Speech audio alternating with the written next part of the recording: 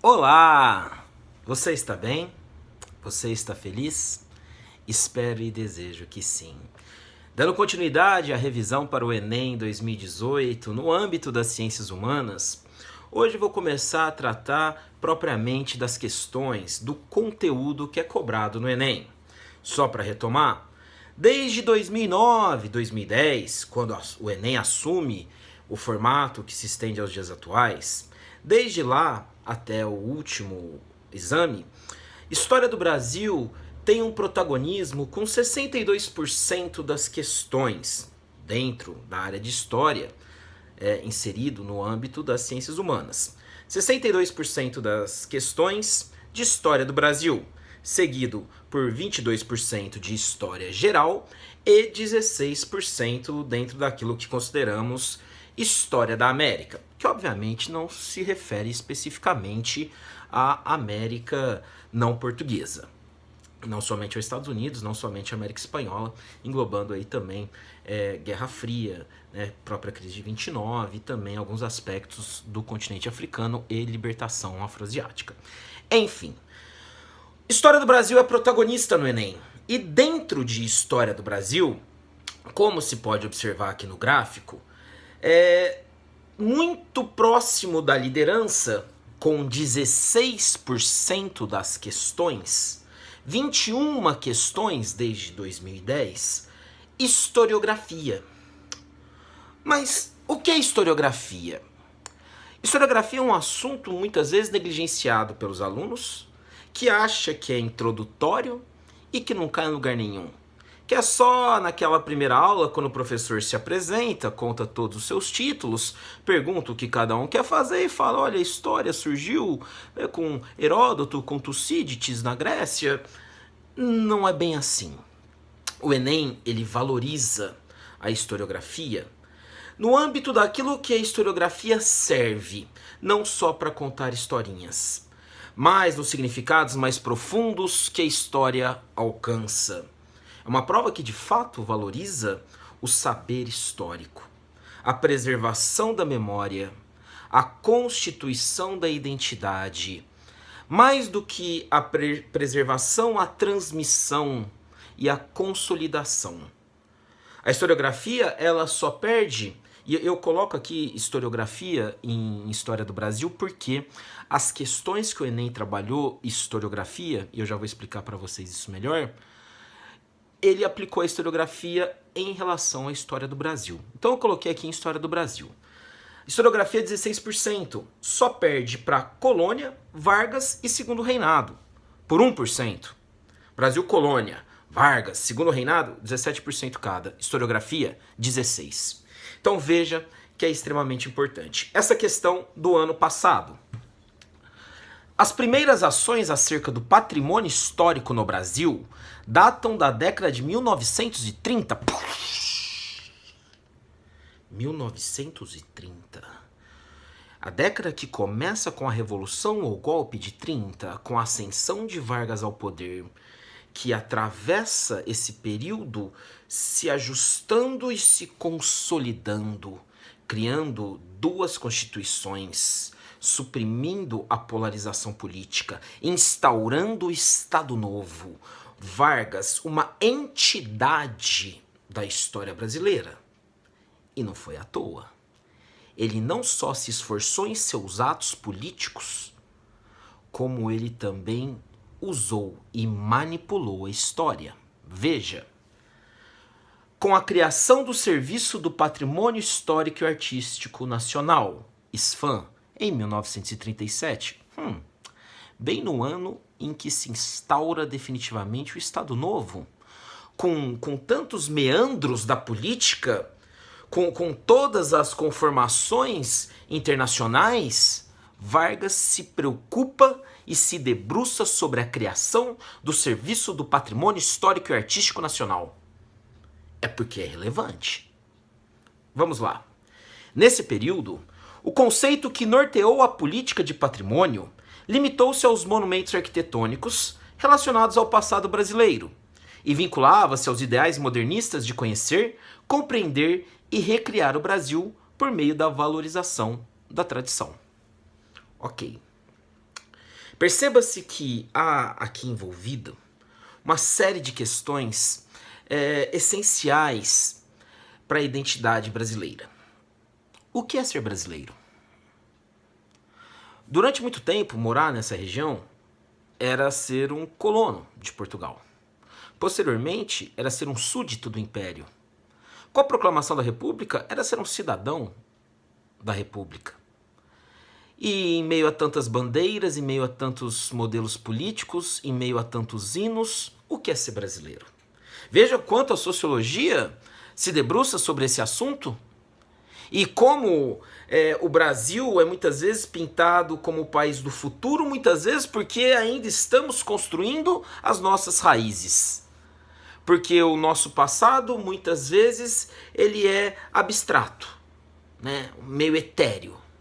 O que é ser brasileiro? A busca da identidade nacional, né? Do Gilberto Freire, passando pela Semana de Arte Moderna. O Stefan Zweig, que escreve que o Brasil é o país do futuro. Os críticos que dizem que esse futuro nunca chegou. E os ditadores que falam que naquele momento o futuro tinha chegado. Veja que essas raízes muito maleáveis de nossa história dificultam a constituição de uma identidade sólida. E há um ditado filipino interessante: quem não sabe de onde veio, nunca encontrará o seu destino. Recentemente, Mário Sérgio Cortella pronunciou: sem memória não se cria identidade. Sem identidade tende-se a consumir o presente até a exaustão. Portanto, perceba que a história ela presta um serviço. E Vargas soube lidar com isso muito bem, criando, né, um serviço de patrimônio histórico e artístico nacional. A questão, né, ela traz aqui uma citação acadêmica, né, da revista Entrever. Considerando o contexto mencionado, a criação dessa política patrimonial objetivou o quê?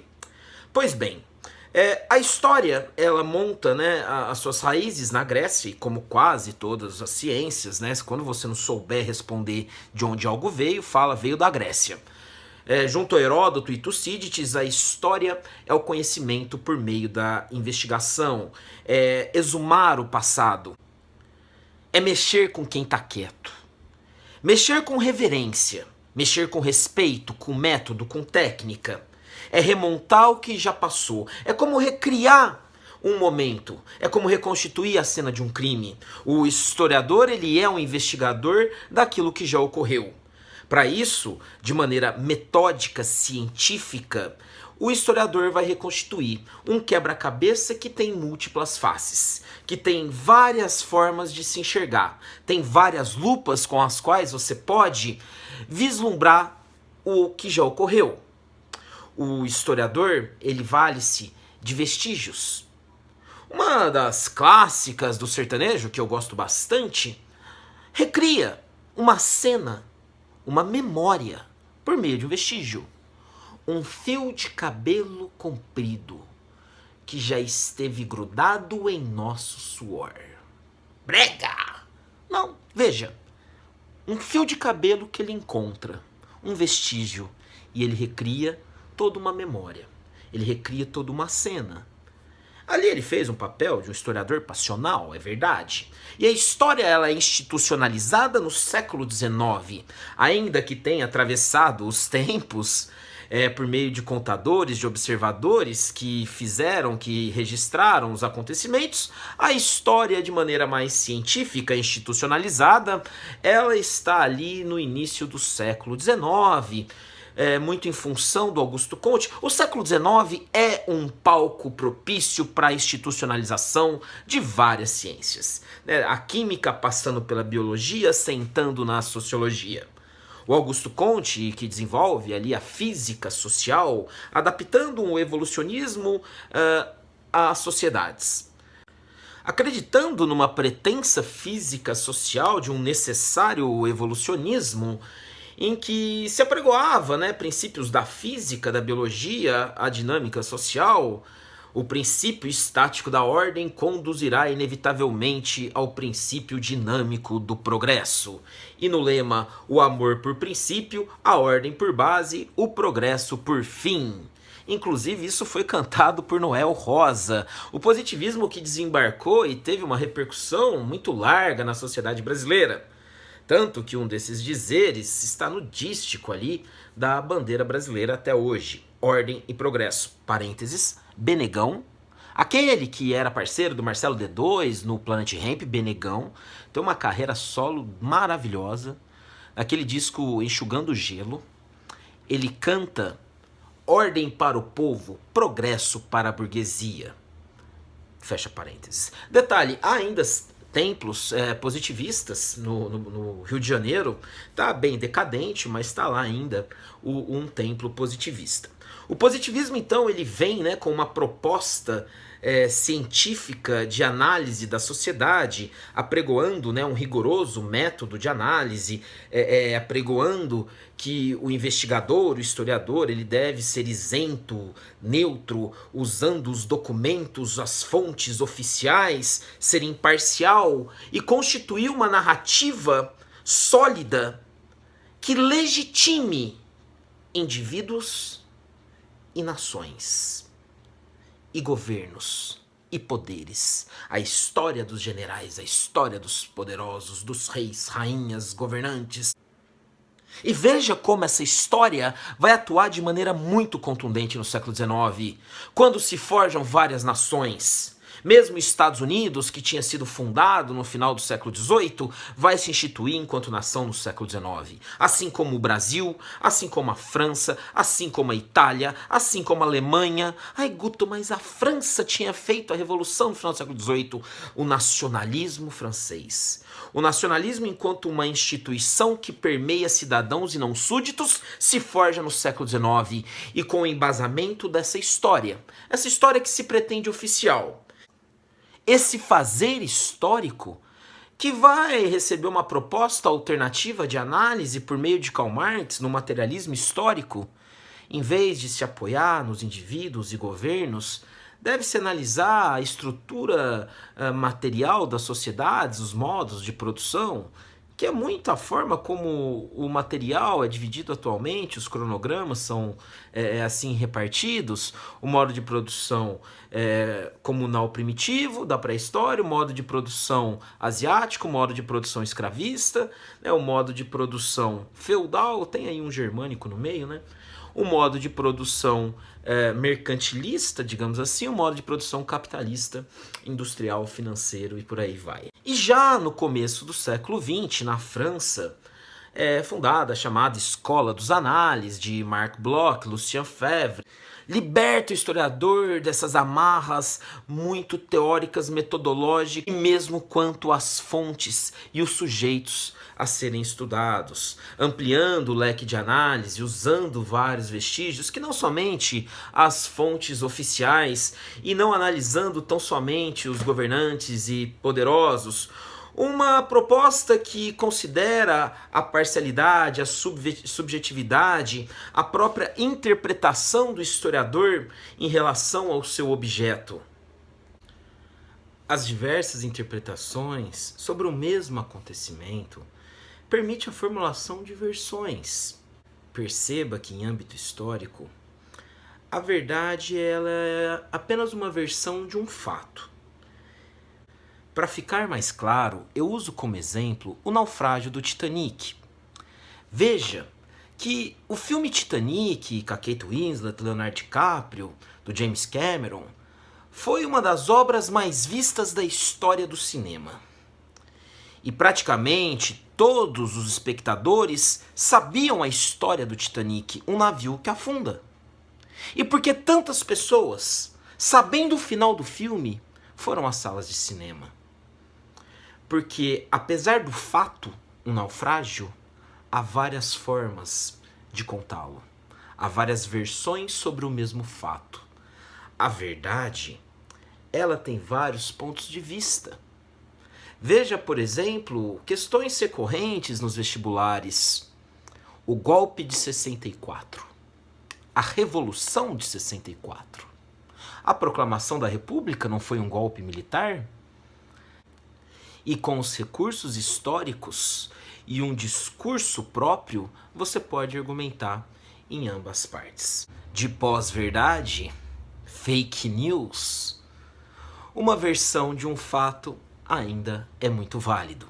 E percebendo a importância, o peso, a responsabilidade que a história tem, a capacidade de se preservar e de se perpetuar uma memória, o patrimônio histórico, o museu, começaram a ter importância para os poderosos. Dominar a memória é uma forma de perpetuar o poder. Veja, por exemplo, que um viaduto leva o nome de um governante e não do pedreiro que construiu ele, sendo que o governante apenas assinou um papel. E me parece um tanto quanto bizarro que diga, o prefeito fez tal obra. Poxa, ele é prefeito e eu não esperava nada diferente dele. Eu não esperava que ele fosse atacante camisa 9 da seleção brasileira. Como prefeito, eu esperava que ele fizesse uma obra. Então, parabéns, prefeito, por ter feito só o que você tinha que fazer. E por isso eu vou colocar o seu nome lá. Não são comuns monumentos a mendigos, por exemplo. Não se nomeia ruas com nomes de pessoas comuns. E as principais avenidas levam o nome de governantes que querem se perpetuar na memória coletiva. Não sei de onde você é que está assistindo esse vídeo, mas é muito provável que na sua cidade tenha alguma rua, avenida, algum logradouro com o nome Vargas, Presidente Vargas ou Getúlio Vargas. Perceba como ele se dedicou e se debruçou sobre a constituição de sua memória, que fica permanente de uma maneira muitas vezes subliminar no inconsciente coletivo, sempre pensando, puxa, eu já ouvi falar nesse nome, puxa, esse nome deve ser importante. E perceba que se escolhe, né? Não pode ser qualquer viela. É o viaduto, a rodovia, a principal avenida.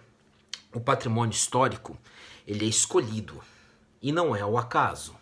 Tem toda uma campanha, tem todo um processo.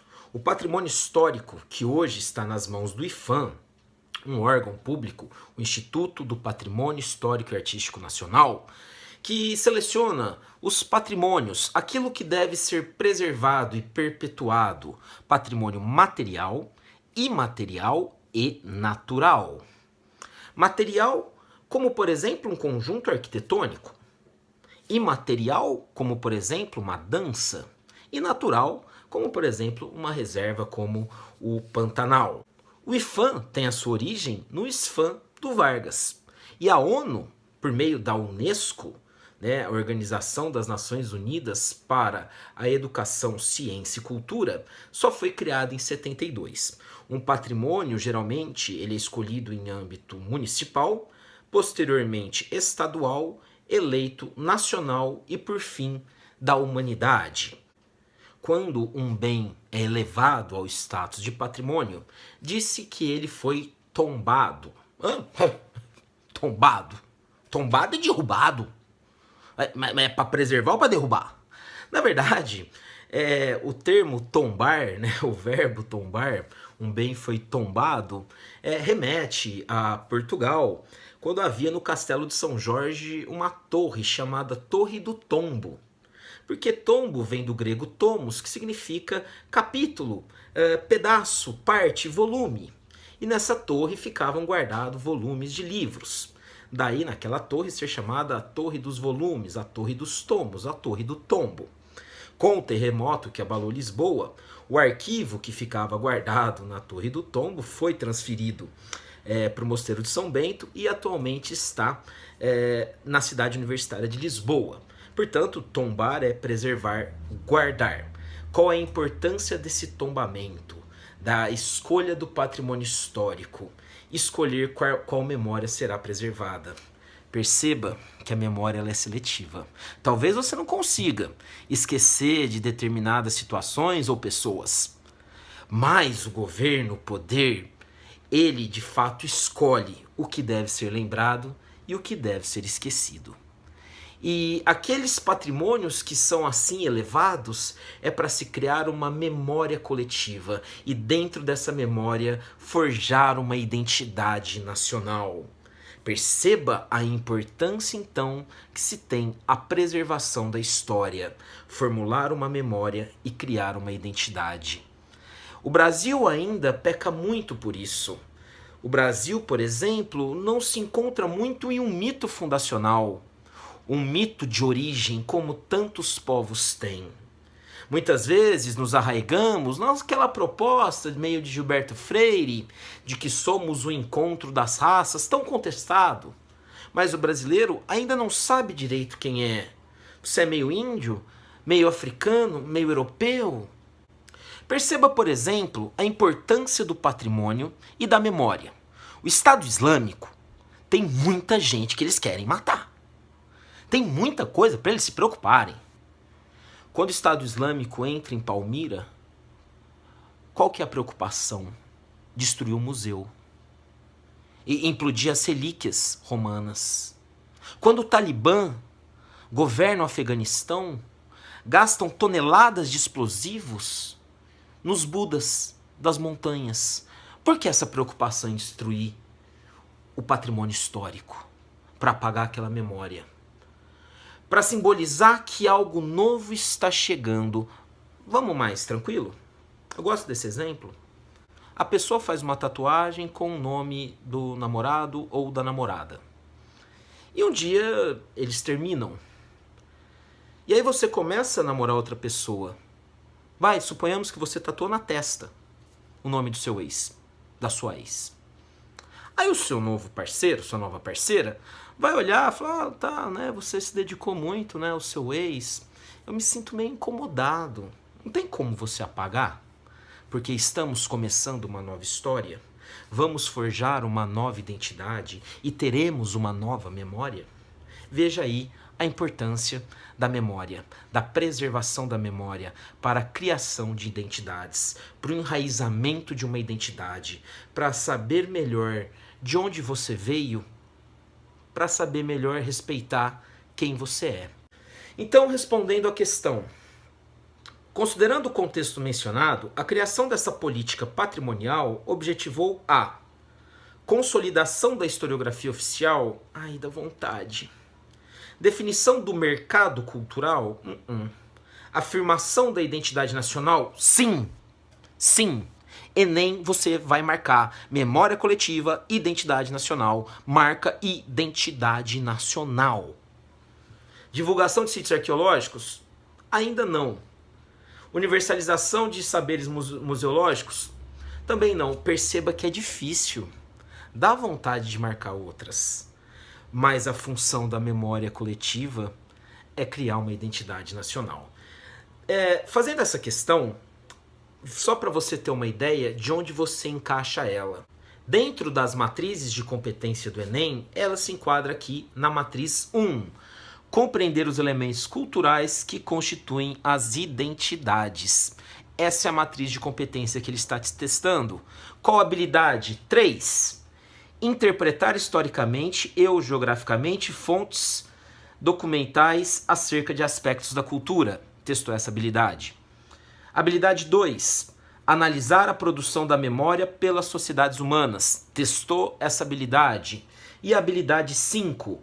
Identificar as manifestações ou representações da diversidade do patrimônio cultural e artístico em diferentes sociedades. 3 habilidades pretendidas pela prova do Enem foram testadas nessa questão. Então faça aqui agora essa outra questão do Enem. Ações de educação patrimonial são realizadas em diferentes contextos e localidades e têm mostrado resultados surpreendentes ao trazer à tona a autoestima das comunidades. Em alguns casos, promovem o desenvolvimento local e indicam soluções inovadoras de reconhecimento e salvaguarda do patrimônio cultural para muitas populações. A valorização dos bens mencionados, patrimônio cultural, encontra-se correlacionada a ações educativas que promovem evolução de atividades artesanais herdadas do passado, representações sociais formadoras de identidades coletivas. Tá aí! Identidades coletivas. É essa. Pá. Marcou. Vai para a próxima. Mobilizações políticas criadoras de tradições culturais urbanas. Não cria. Hierarquização de festas folclóricas praticadas por grupos locais. Não, autoridade, respeito, sem hierarquia. Formação escolar dos jovens para o trabalho realizado nas comunidades. Não é uma educação patrimonial, pode ser escolar, mas ultrapassa o âmbito acadêmico. Portanto, historiografia, patrimônio, geração de memória, enraizamento de identidade. Essa é a prova do Enem, testando habilidades e não somente o conteúdo. Em breve eu vou disponibilizar uma lista de exercícios referente a esse tema, a historiografia, a patrimônio histórico, a memória coletiva, a formulação de identidades. Agradeço muito a sua atenção. Bons estudos e seja muito feliz. Um grande abraço.